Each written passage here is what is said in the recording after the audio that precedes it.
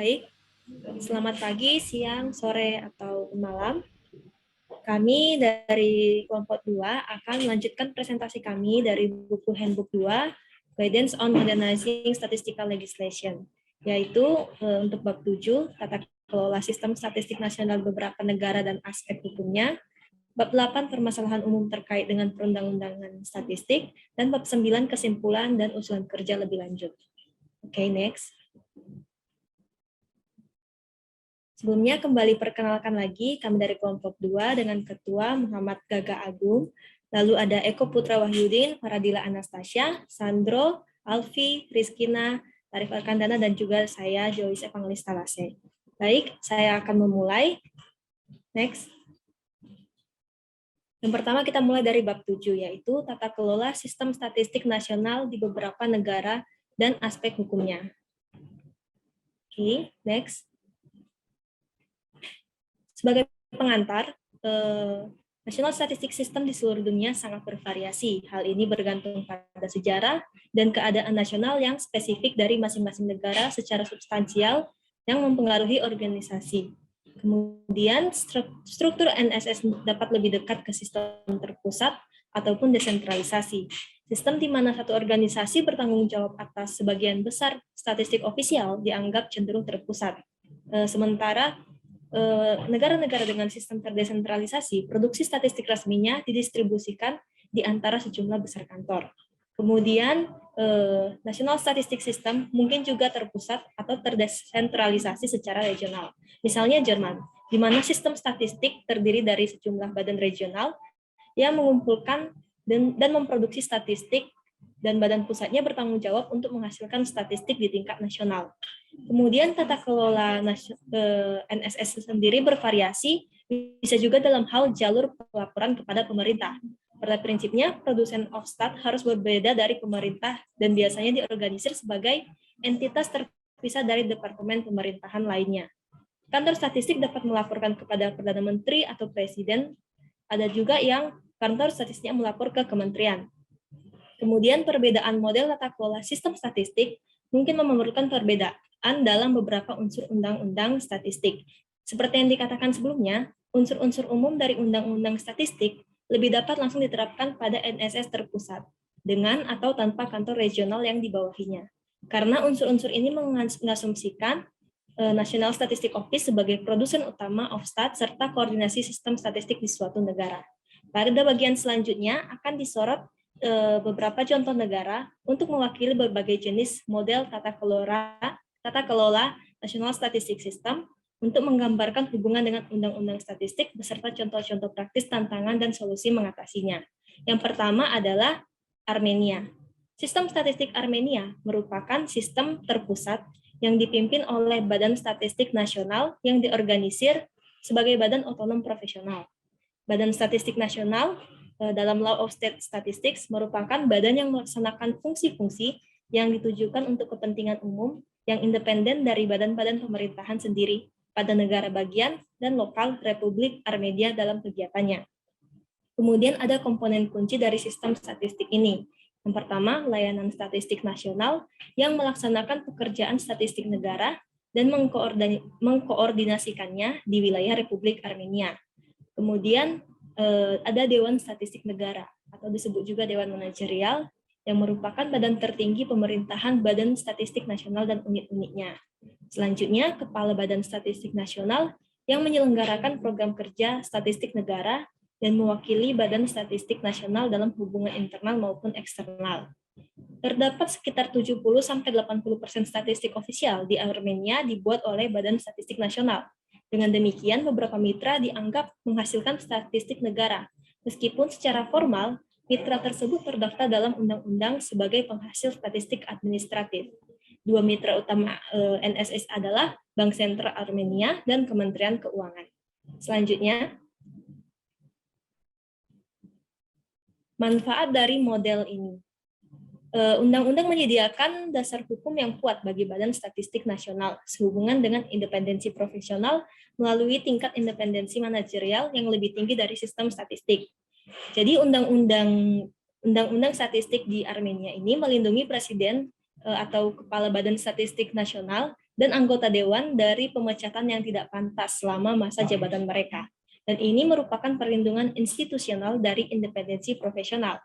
Pengaturan tata kelola institusional National Statistic System di Armenia memberikan layanan statistik nasional dengan dasar hukum yang kuat untuk penegakan independensi profesional, ketidakberpihakan, dan objektivitas, dan untuk penerapan metodologi yang baik dan prosedur statistik yang tepat sambil menjaga kerahasiaan informasi statistik. Nah, selain menjamin prinsip independensi profesional, Undang-undang juga memberikan Badan Statistik Nasional dan Badan Pemerintahan tertingginya otonomi manajerial yang kuat dalam perencanaan dan pelaksanaan pekerjaan statistik. Namun ada beberapa tantangan, yaitu Law on Statistics atau kalau kita sebut juga sebagai Undang-Undang tentang Statistik Negara di Armenia, saat ini tidak mendefinisikan National Statistic System atau official statistiknya secara tepat, tetapi secara utama mengatur pekerjaan Badan Statistik Nasional.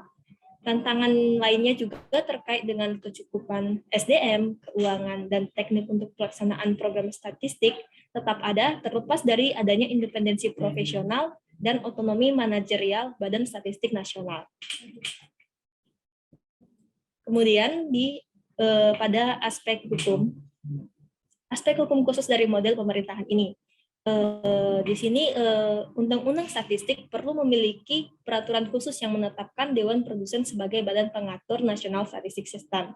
Kemudian sebaiknya ada kemungkinan revisi Undang-Undang Statistik di Armenia di masa mendatang yang dapat memperluas cakupan Law of State Statistics ke semua produsen official statistics, menetapkan definisi official statistics alih-alih hanya statistik negara dan statistik administratif, pasal-pasal yang mengatur sensus, pasal-pasal tentang kualitas official statistics, dan juga tentang kerjasama statistik internasional. Selain Dewan Produsen yang kuat, Undang-Undang harus membentuk Dewan Pengguna Statistik untuk mengajukan proposal tentang program statistik, memberikan pendapat tentang pelaksanaan program statistik, dan mengatur diskusi tentang relevansi, efektivitas, dan efisiensi produksi statistik. Baik, selanjutnya.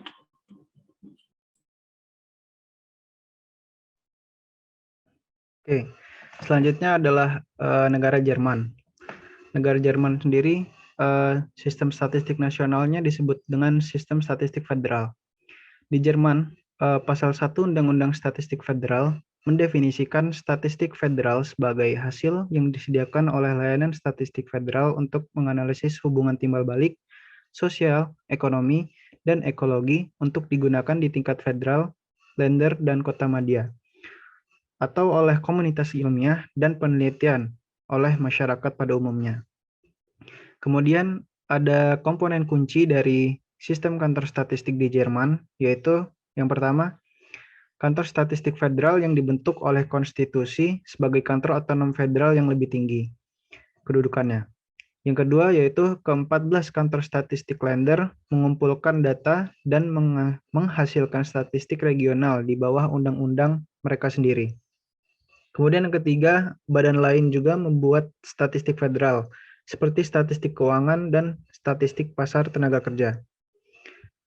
Kemudian kantor statistik federal di Jerman memerlukan persetujuan sebelumnya dari kementerian atau mendapat persetujuan untuk mengambil keputusan organisasi, personal, atau keuangan utama. Kantor statistik länder independen dari federasi dalam hal hukum dan keuangan pegawai negeri.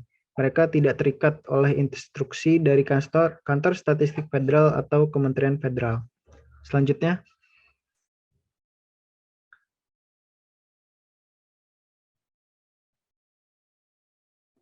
Selanjutnya, manfaat dari model kantor statistik nasional di Jerman yaitu kantor länder bertanggung jawab untuk menerapkan undang-undang yang relevan secara regional, di mana memungkinkan orang mempengaruhi keputusan terkait komunitas lokal dan kebutuhannya.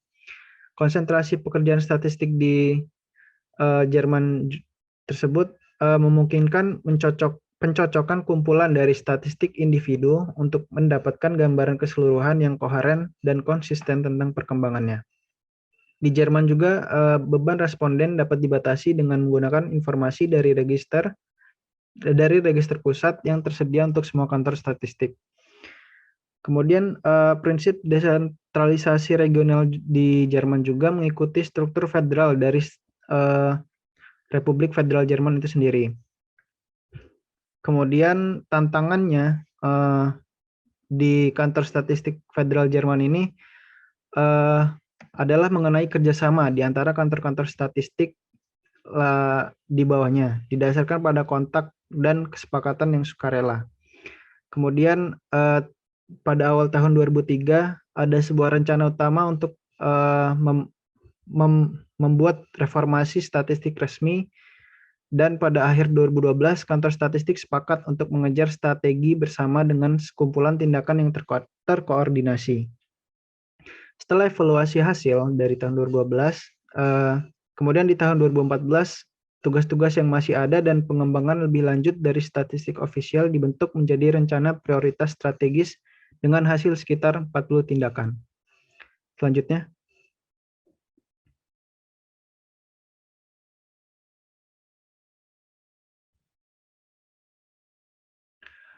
Selanjutnya adalah aspek hukumnya. Di kantor statistik federal Jerman itu tidak berwenang untuk secara langsung mengkoordinasikan pekerjaan statistik atau memberikan arahan kepada kantor statistik lender atau bawahnya. Kemudian semua parameter penting survei seperti variabel, kelompok responden, dan periodisitas perlu ditentukan oleh undang-undang. Kemudian kantor di bawahnya atau lender memiliki undang-undang statistik mereka sendiri yang membuat perubahan di tingkat federal lebih sulit dicapai. Beberapa kantor statistik di bawahnya juga memiliki dewan pengguna sendiri yang memberi saran tentang kebutuhan data prioritas. Kebutuhan data ini juga kemudian akan disimbangkan dengan kebutuhan data federal dan persyaratan yang ada di Uni Eropa. Oke, selanjutnya.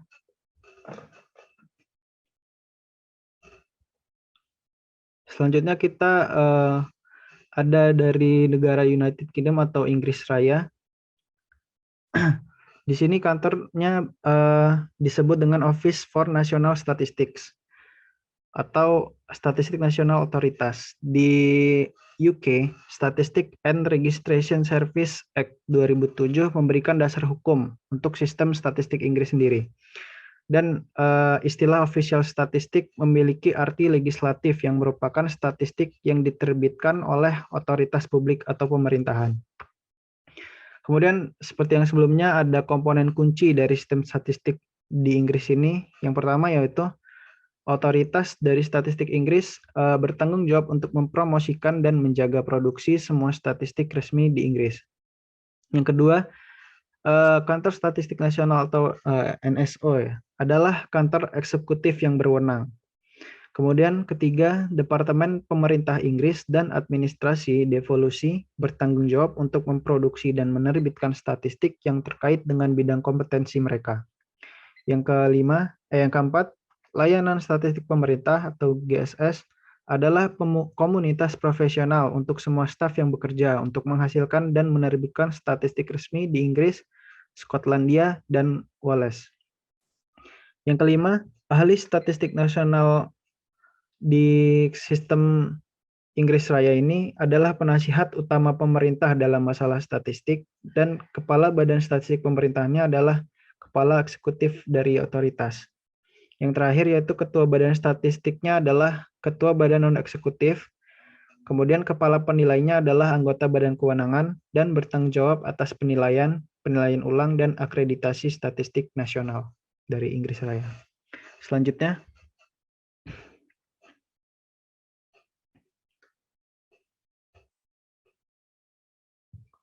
Selanjutnya yaitu manfaat dari model pemerintahannya.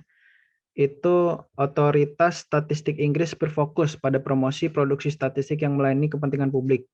Ia juga beroperasi tidak jauh dari pemerintahan sebagai departemen non-kementerian dan melapor langsung ke parlemen.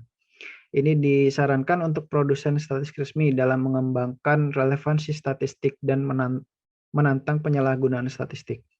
Kemudian tantangan yang dihadapi oleh negara Inggris ini yaitu menciptakan kantor nasional statistik yang koheren dan efisien merupakan tantangan dalam sistem desentralisasi, di mana setiap departemen pemerintah dan administrasi yang dilimpahkan menghasilkan statistik di bidang kompetensi mereka sendiri.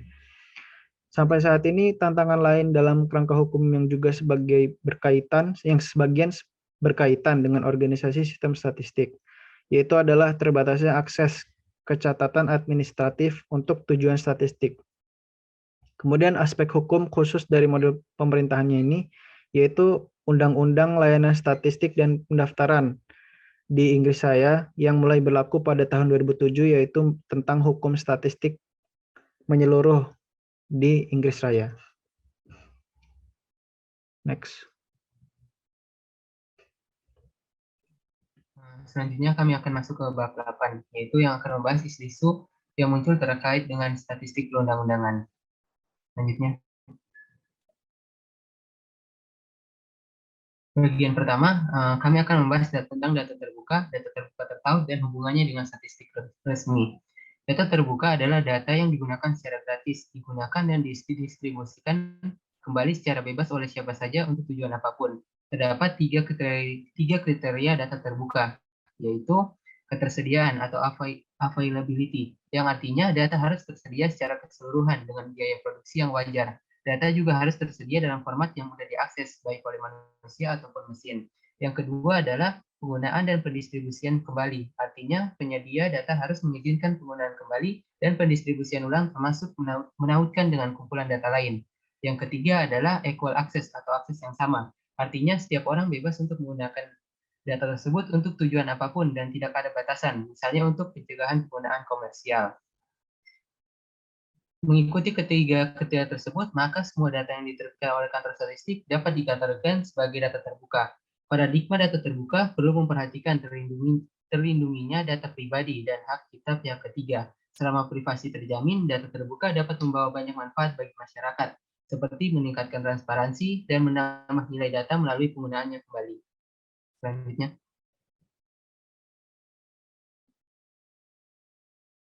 Data terbuka tidak sama dengan data yang tertaut. Data terbuka dapat tersedia untuk semua orang tanpa tautan ke data yang lain. Pada saat yang sama, data dapat dihubungkan tanpa tersedia secara bebas untuk digunakan kembali dan didistribusikan. Data tersebut yang disebut dengan data terbuka tertaut. Penggunaan data terbuka yang ditautkan dapat menambah nilai dan konten pada sejumlah produk dan memicu inovasi yang mengarah pada layanan yang lebih baik. Ada sejumlah produk menarik yang dikembangkan dengan menggunakan data terbuka yang ditautkan. Sebagai contoh, sebuah aplikasi yang memberikan informasi kepada user yang ingin pindah tempat tinggal dapat memberikan statistik tentang sewa apartemen, tren dan harga di real estate, dan karakteristik daerah, serta layanan yang tersedia secara lokal melalui data terbuka yang tertaut. Oke, selanjutnya. Statistik resmi memiliki peran khusus sebagai data terbuka. Data terbuka lainnya dapat dibandingkan dengan statistik resmi untuk menguji komparabilitasnya, dan statistik resmi dapat digunakan sebagai tolak ukur akurasi. Statistik resmi memiliki nilai yang besar sebagai data terbuka dan data terbuka yang ditautkan. Untuk mewujudkan potensi penuh statistik resmi sebagai data terbuka, kantor statistik perlu memastikan bahwa data dapat disimpan, diakses, dan dibagikan dengan aman dalam kerangka tata kelola yang kuat yang sepenuhnya melindungi privasi dan kerahasiaan. Selanjutnya, berikut perbedaan prinsip-prinsip data terbuka dengan statistik resmi. Yang pertama adalah prinsip tentang data yang disediakan harus lengkap. Pada data terbuka, semua data publik tersedia sebagai data terbuka. Dan pada statistik resmi disusun berdasarkan kebutuhan data dan prioritas masyarakat. Kemudian prinsip kedua adalah data yang disediakan harus data primer. Pada data terbuka, data dipublikasikan sebagaimana dikumpulkan pada sumbernya dengan tingkat perincian sebaik mungkin dan tidak dalam bentuk agregat atau modifikasi. Sedangkan pada statistik resmi, data primer yang dikumpulkan untuk statistik ofisial hanya dapat digunakan untuk tujuan statistik, dan dengan demikian dipublikasikan hanya sebagai data agregat. Yang ketiga adalah data harus tepat waktu. Pada data terbuka, data tersedia secepat yang diperlukan untuk menjaga nilai dari datanya. Pada statistik resmi, perlu mempertimbangkan keseimbangan antara kualitas dan ketepatan waktunya. Selanjutnya, prinsip yang keempat adalah data harus dapat diakses. Pada data terbuka, data tersedia untuk rentang pengguna dan tujuan yang luas. Pada statistik resmi, memberikan akses yang sama dan simultan ke statistik untuk semua penggunanya. Kemudian yang kelima adalah data harus dapat diproses oleh mesin. Pada data terbuka, data disusun sedemikian rupa sehingga dapat diproses secara otomatis. Pada statistik resmi, penerapan klasifikasi, definisi, dan metode yang disepakati secara internasional untuk memastikan komparabilitas yang luas. Kemudian prinsip yang keenam adalah akses harus non-diskriminatif. Pada data terbuka, data tersedia untuk siapa saja tanpa persyaratan pendaftaran. Sedangkan pada statistik resmi, tersedia untuk semua pengguna dengan mencegah pengungkapan data individu. Selanjutnya. Yang ketujuh adalah format data harus non-eksklusif. Pada data terbuka, data tersedia dalam format di mana tidak ada entitas yang memiliki kontrol eksklusif. Sedangkan pada statistik resmi, dapat digunakan secara bebas dengan mengacu pada pembuatan statistik sebagai sumber informasinya. Yang kedelapan adalah data harus bebas lisensi. Pada data terbuka, data tidak tunduk pada peraturan hak cipta, paten, merek dagang, atau rahasia dagang apapun. Sedangkan pada statistik resmi tersedia bebas dan kita tidak perlu merujuk ke kantor statistik sebagai sumbernya. Namun, data statistik tunduk pada aturan kerahasiaan yang ketat sehingga akan mempengaruhi ketersediaannya. Selanjutnya. Yang kesembilan adalah permanens atau keabadian. Pada data terbuka, permanens bermakna mengacu pada kemampuan menemukan informasi dari waktu ke waktu. Sedangkan pada statistik resmi, permanens mengacu pada produksinya official statistik secara teratur dari waktu ke waktu. Dan yang terakhir adalah biaya penggunaan. Salah satu hambatan terbesar untuk mengakses informasi yang tampaknya tersedia untuk publik adalah biaya yang dikenakan pada akses publik. Pada statistik resmi, tidak dapat tersedia di tingkat unit karena kendala kerahasiaan, dan semua kemungkinan kombinasi rahasia terlalu mahal untuk diproduksi. Selanjutnya, pertukaran data antar produsen statistik ofisial. Yang pertama, meningkatnya kebutuhan pertukaran data antara produsen statistik. Kantor statistik mencari solusi baru yang memungkinkan pertukaran data menjadi efektif secara nasional dan internasional, terutama yang menangkap aktivitas kelompok perusahaan multinasional. Hukum statistik dapat menjadi pendorong sekaligus hambatan bagi pertukaran data antar produsen. Oleh karena itu, diperlukan pertukaran data yang aman secara nasional dan internasional agar membantu beberapa kantor statistik untuk meningkatkan kualitas, koherensi, dan relevansi statistik ekonomi dan efisiensi produksinya. Untuk itu, perlu adanya solusi hukum dan teknologi yang memungkinkan pertukaran data dalam lingkungan yang sangat terkendali, sambil menghindari resiko apapun terhadap privasi dan dapat menumbuhkan kepercayaan responden dan publik. Yang kedua, praktik terkini dalam pertukaran data. Pada tahun 2016, Statistik Finlandia dan UNHCA melakukan survei ke negara-negara untuk meninjau praktik berbagi data. Secara total terdapat 48 kantor statistik yang menjawab survei tersebut. Pertukaran data secara nasional terjadi di 80% negara yang menjawab survei. Hampir 80% NSO menerima mikrodata dari produsen statistik lain dan 75% menerima mikrodata dari penyedia data administratif. Lebih dari 22/3 kantor menyediakan mikrodata anonim untuk tujuan penelitian. Pentingnya pertukaran data internasional ditunjukkan oleh hasil survei bahwa 90% kantor terlibat dalam pertukaran data internasional. Namun, dalam banyak kasus, pertukaran data internasional hanya melibatkan data agregat. Survei menunjukkan bahwa hanya 30% kantor yang terlibat dalam pertukaran mikrodata secara internasional. Pertukaran data kelompok perusahaan multinasional masih relatif jarang dilakukan. Seperempat kantor dari 48 kantor yang menjawab survei telah memeriksa aktivitas kelompok perusahaan multinasional dengan negara lain. Dalam survei tersebut, konsistensi sebagai manfaat utama dari berbagi data, dan lebih dari 80% kantor melaporkan bahwa terdapat peningkatan dalam kualitas data seperti akurasi, relevansi, dan ketepatan waktu. Berbagi data juga dapat meningkatkan cakupan populasi sasaran dan memungkinkan analisis dan pemahaman yang lebih rinci tentang kegiatan bisnis. Yang ketiga, kerangka hukum yang mengatur pertukaran data. 90% negara yang menanggapi survei memiliki undang-undang nasional yang mengatur pembagian data. pengidentifikasian bisnis yang digunakan dari lebih 75% negara, perlindungan data dijamin dengan baik oleh kerangka hukum. Secara umum, Undang-Undang Statistik memberikan hak untuk mengakses atau untuk menggunakan sumber data administratif untuk tujuan statistik. Sementara di beberapa negara, Undang-Undang Statistik tidak mengizinkan pertukaran data individu, bahkan di antara produsen statistik resmi. Pertukaran yang diizinkan oleh Undang-Undang Statistik tersebut hanyalah elemen umum saja.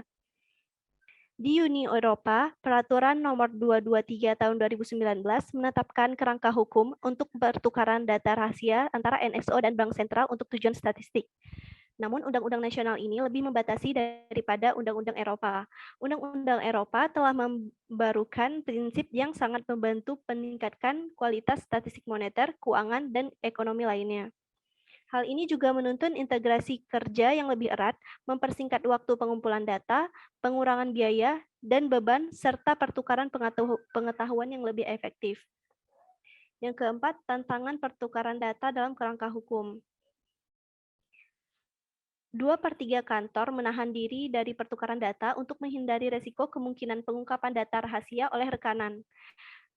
60% kantor menganggap bahwa kerangka hukum terlalu membatasi.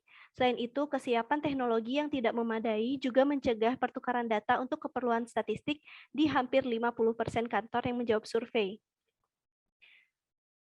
Dan sekitar 15% kantor menganggap bahwa pertukaran data merupakan penyebab menurunnya kepercayaan responden. Di beberapa negara, Undang-Undang Statistik malah mencegah pertukaran data individu di antara produsen statistik resmi.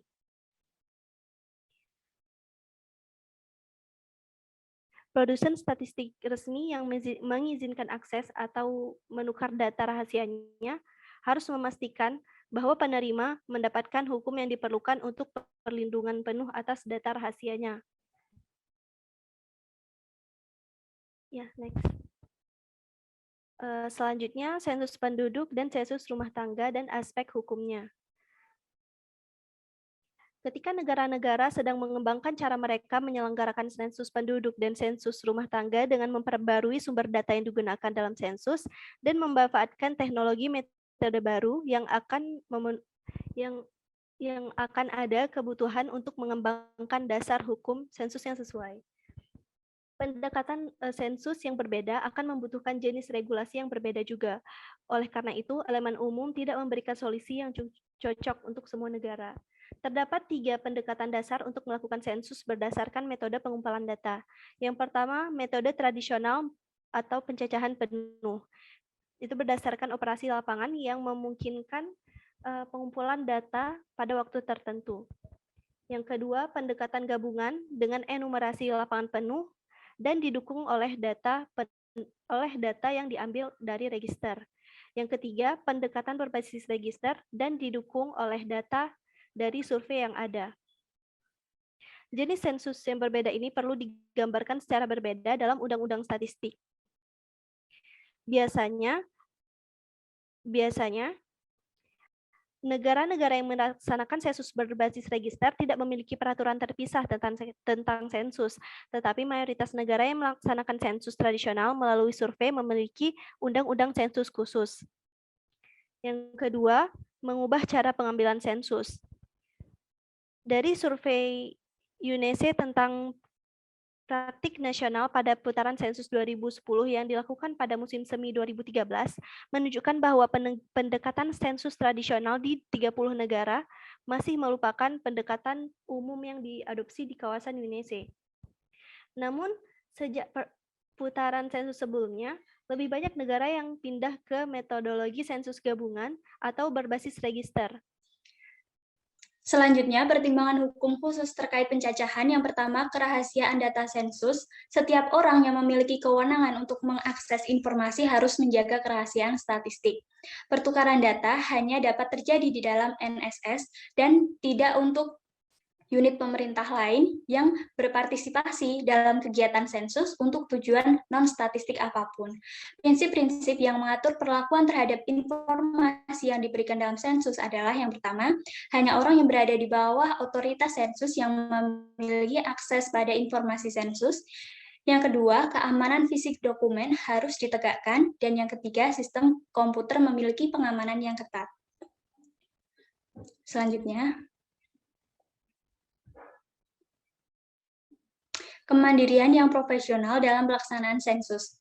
Kepala statistik bertanggung jawab penuh atas kualitas profesional hasil sensus, integritas, seluruh rantai proses, dan penerapan aturan kerahasiaan yang ketat. Undang-undang tentang sensus seharusnya tidak mengatur metode, pertanyaan, dan jenis output statistik dari sensus. Peran, tanggung jawab, dan hak lembaga pemerintahan dari luar NSS yang berpartisipasi dalam pengumpulan data juga harus diatur, misalnya dalam undang-undang sensus yang khusus.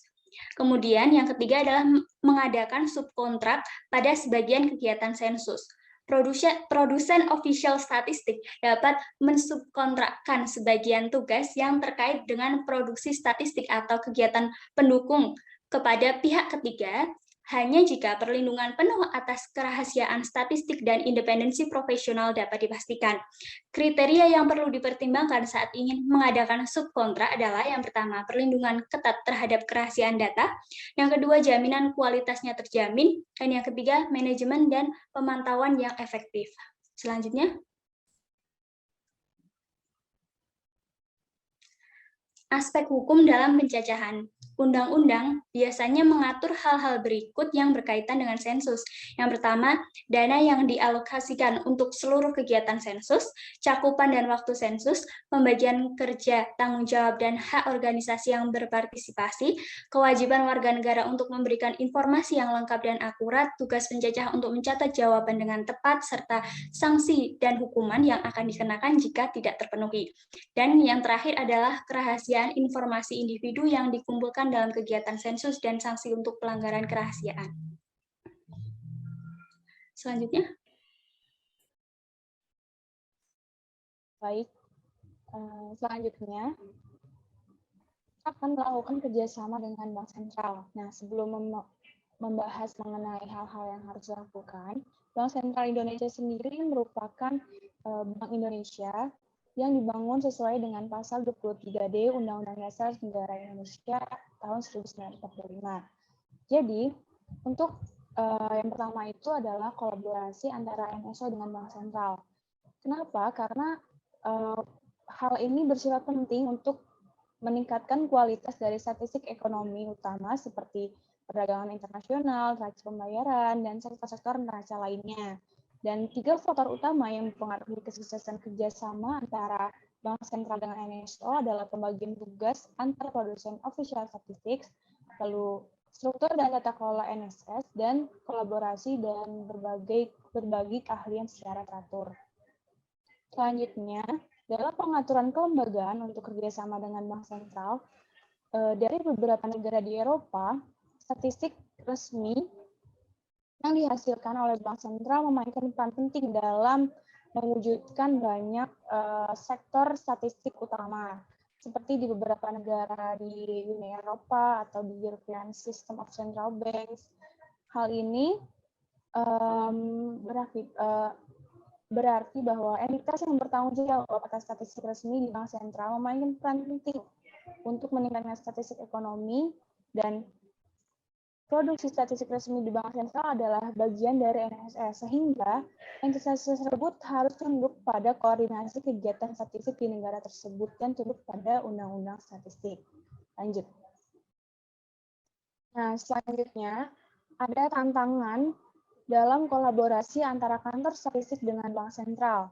Jadi, untuk setiap institusi pemerintah memiliki aturan yang berbeda-beda setiap entitasnya kan.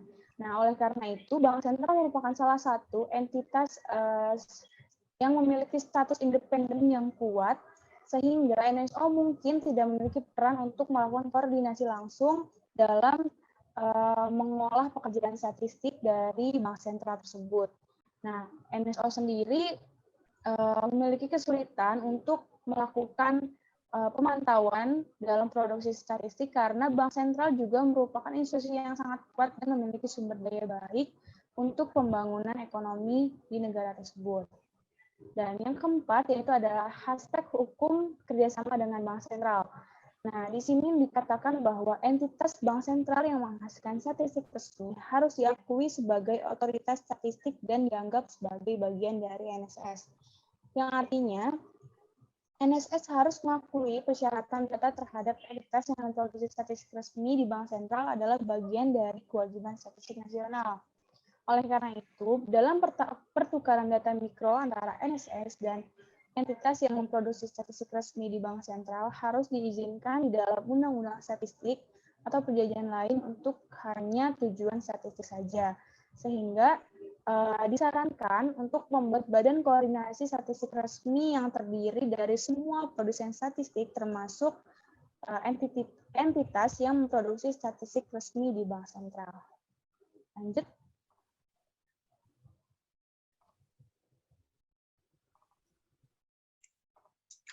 Selanjutnya adalah integrasi data geospasial dan statistik. Apa itu data geospasial? Data geospasial adalah data yang berfungsi spasial dalam sistem informasi geografis atau SIG. Spasial di sini maksudnya adalah aspek keruangan yang menunjukkan lokasi, letak, dan posisi suatu objek atau kejadian yang berada di bawah, pada, atau di atas permukaan bumi yang dinyatakan dalam sistem koordinat tertentu. Adapun prosedur penangkapan, pengelolaan, analisis, pemodelan, dan tampilan data geospasial dapat dilakukan dalam SIG. Integrasi data geospasial dan statistik ofisial. Berdasarkan hasil konsultasi sistem statistik global terkait kegiatan geospasial nasional menunjukkan bahwa banyak NSO sedang mengembangkan cara untuk menyediakan informasi statistik untuk wilayah geografis yang lebih kecil, seperti halnya di Meksiko dan Brazil. Kegiatan geospasial dan statistik terintegrasi erat sebagai satu organisasi yang bertanggung jawab atas kedua bidang pekerjaan. Begitu juga di Eropa, yang bertujuan untuk memastikan bahwa pemetaan nasional dan otoritas kadaster serta NSO bekerja sama menuju manajemen yang lebih efektif dan ketersediaan informasi geospasial di Eropa.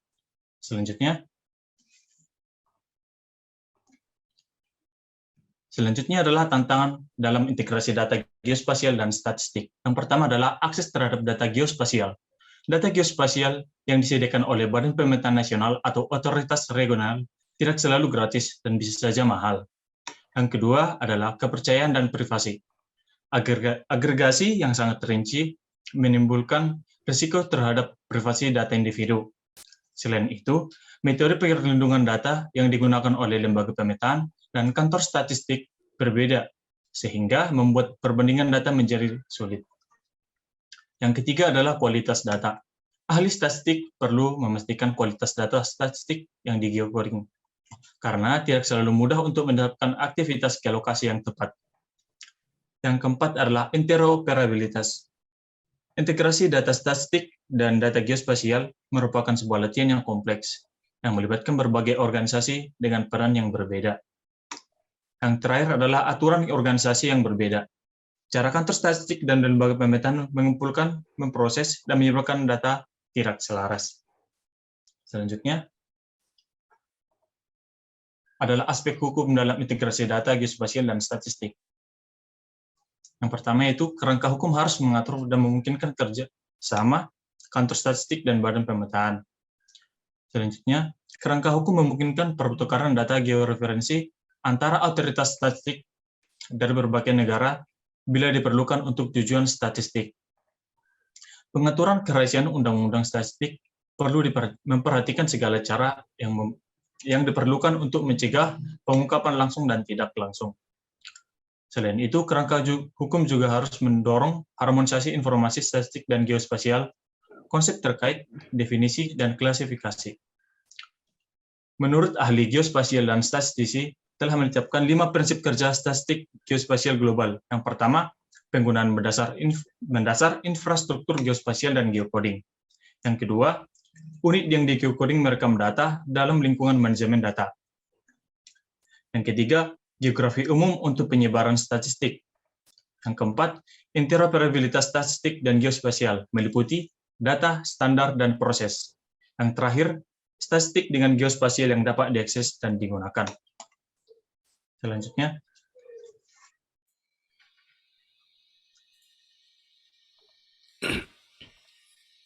Yang selanjutnya adalah Kantor Statistik dan Manajemen Data Pemerintah. Pada bagian ini terbagi menjadi 4 poin, yaitu yang pertama adalah kebutuhan manajemen data pemerintah yang lebih baik. Pada umumnya, data pemerintah tersebar di berbagai database lembaga pemerintah yang berbeda. Pemahaman yang komprehensif tentang jenis data yang dikumpulkan atau disimpan oleh organ yang berbeda seringkali kurang.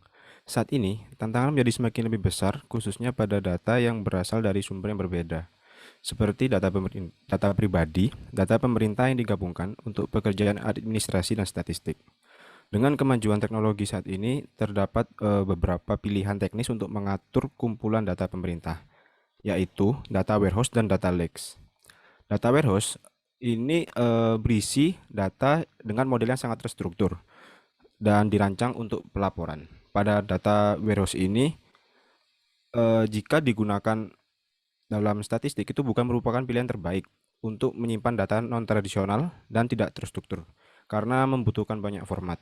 Namun, untuk menggunakan data warehouse ini tidak dibutuhkan skill yang lebih. Jadi untuk pengguna yang tidak berpengalaman masih dapat menggunakan data warehouse.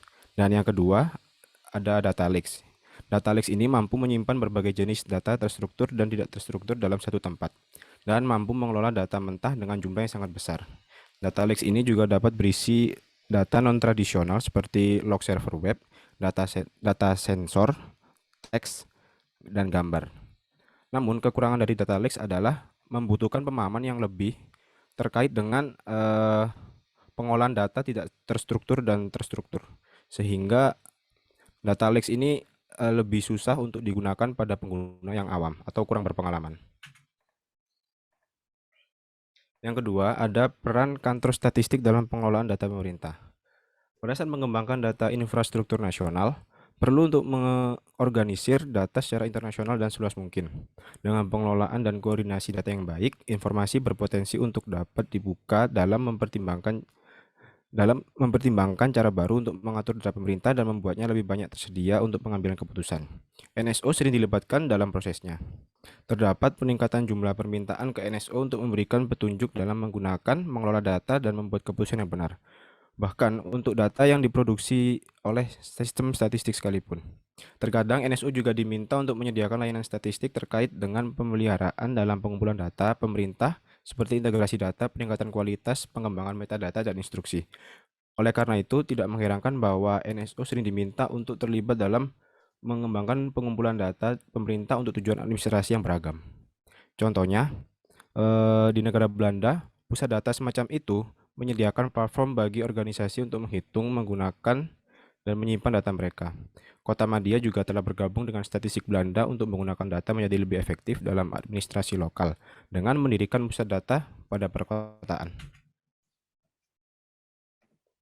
Yang selanjutnya adalah tantangan terkait keterlibatan kantor statistik.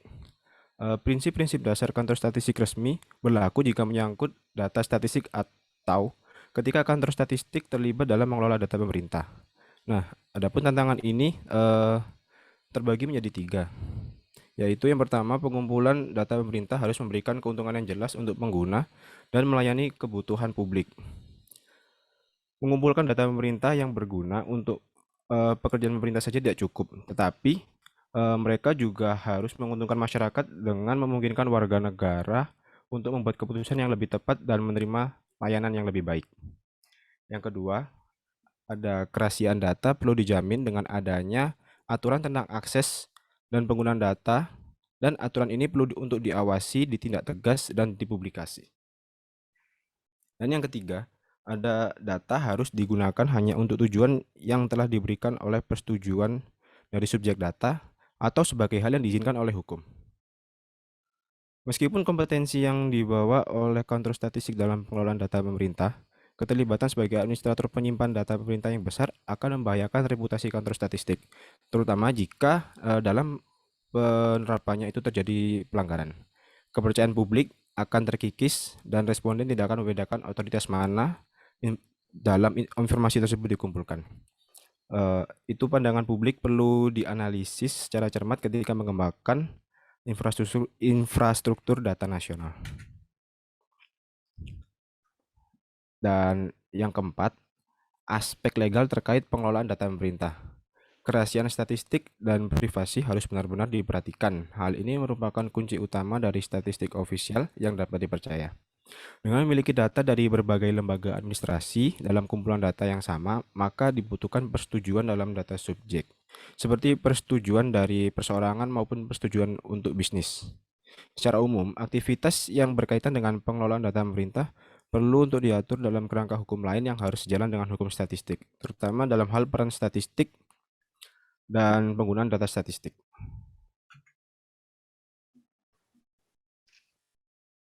Selanjutnya, dari hasil pemaparan yang dilakukan oleh kelompok 1 dan kelompok 2 terkait buku Guidance on Modernizing Statistical Legislation, kami akan merangkum beberapa kesimpulan dan usulan yang diberikan oleh satuan tugas, dan usulan tersebut adalah sebagai berikut. Lanjut.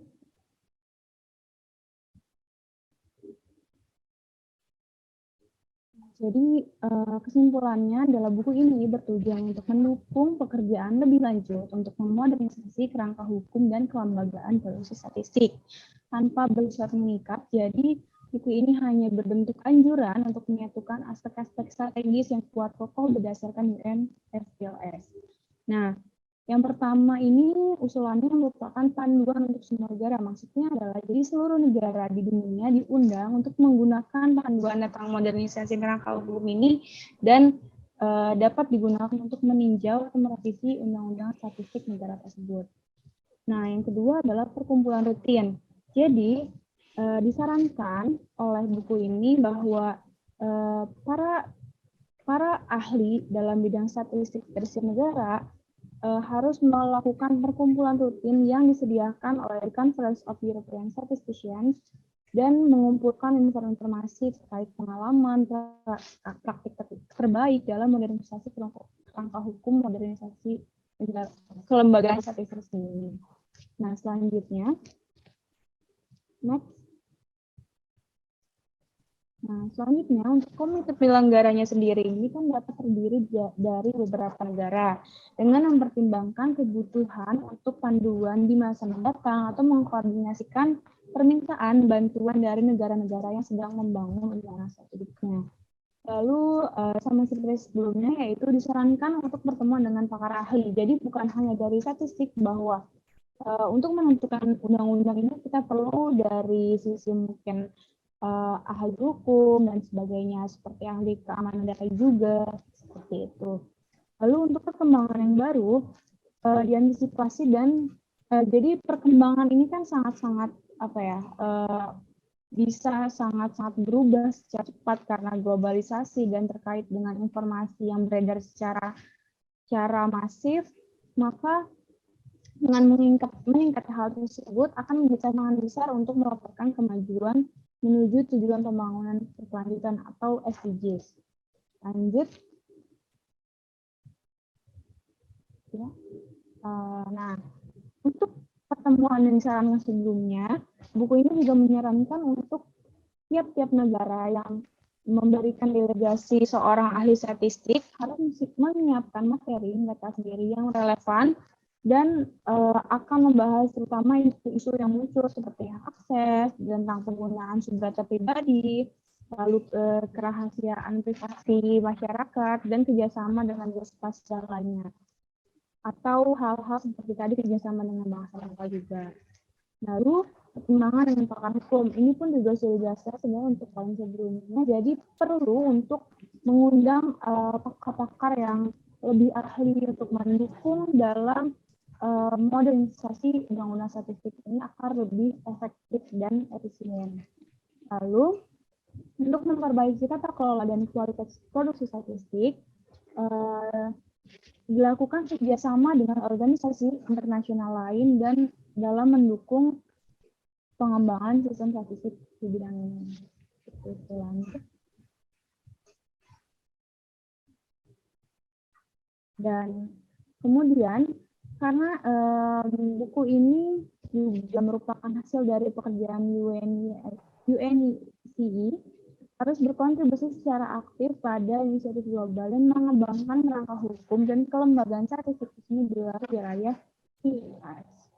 dengan seperti pembaruan buku handbook ini, gitu. Lalu dilakukan peninjauan setelah 5 tahun apakah buku ini masih dapat berlaku atau akan dilakukan pembaharuan agar panduannya lebih relevan dan bisa dipergunakan secara maksimal untuk mengembangkan dan memodernisasi undang-undang statistik. Baik, mungkin cukup sampai sini yang dapat kami sampaikan atas progres translasi buku Guidance on Modernizing Statistical Education yang dilakukan oleh kelompok 1 dan 2. Kami mohon maaf apabila terdapat kekurangan. Terima kasih dan selamat pagi, siang atau sore.